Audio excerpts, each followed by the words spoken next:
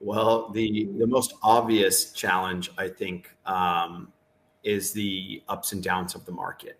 You know, when you build your project, company, whatever it might be, you have to plan for like really hard times.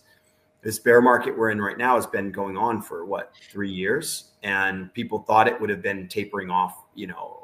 I thought we should have started seeing some upside around the halvening last year, depending how you say it. So that was in April of last year.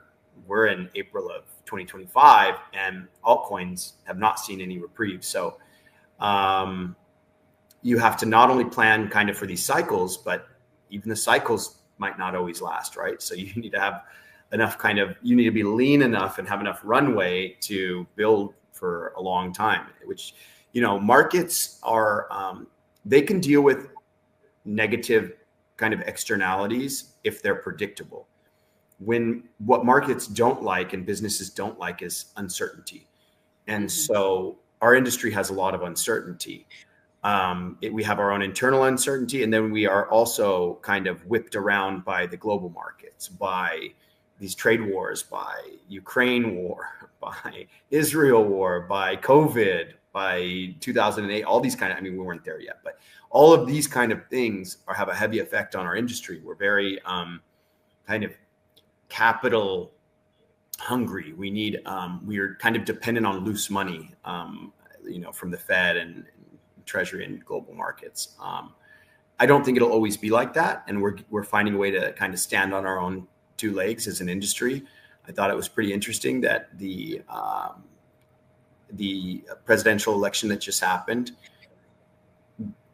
I think it's funny that all we had to do to finally be heard by the politicians, all we had to do was really simple. We should have just known this is all we had to do, was we had to donate more money than every other industry combined. Yeah.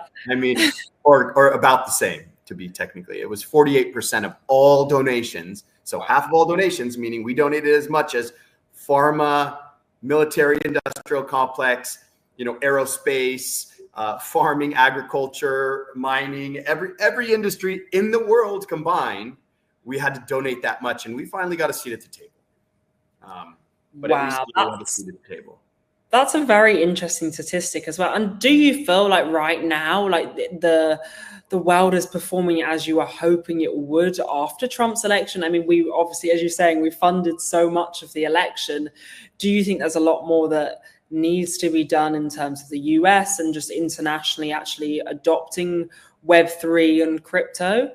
Well, I think it's been definitely more positive for crypto than the Biden administration and any previous administration, even the previous Trump administration. I mean, he was negative on Bitcoin before, but like most people, when they learn about it, or I guess when they get enough donations, they're forced to learn about it.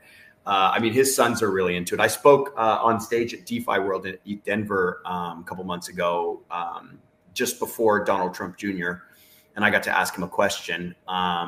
And it was about like what the reserve would look like. And he basically gave me an answer of like, I can't tell you, and I'm not in the administration, but it was a pretty interesting answer, some of the stuff he said. But anyways, I think Trump is generally good for crypto, good for Bitcoin. I think that his whole administration is very pro-crypto. New SEC chair is pro-crypto, but we got to be careful on that, because I thought Gary Gensler was going to be pro-crypto because I took his courses at MIT where he taught, crypto, Bitcoin stuff. And you could take those for free online, by the way. Interesting to see how he talked about it then and how he talked about it when he got into office. But so we thought, I was telling my dad and everyone around me, hey, this is going to be great for crypto. Look, we're getting an SEC chair that's going to be pro crypto. And then it's like, no, yeah, not again. Yeah, he ended up being pro Bitcoin, but not pro crypto, which is interesting for a Bitcoiner like myself. I mean, he kind of unlocked Bitcoin to go farther, as saying, this is a commodity, it's safe. The other things are basically shit coins. In other words, he said, but anyways, it's interesting. I think we'll probably see him go into crypto in the future to some extent. We saw this happen with the previous chair, Jay Clayton.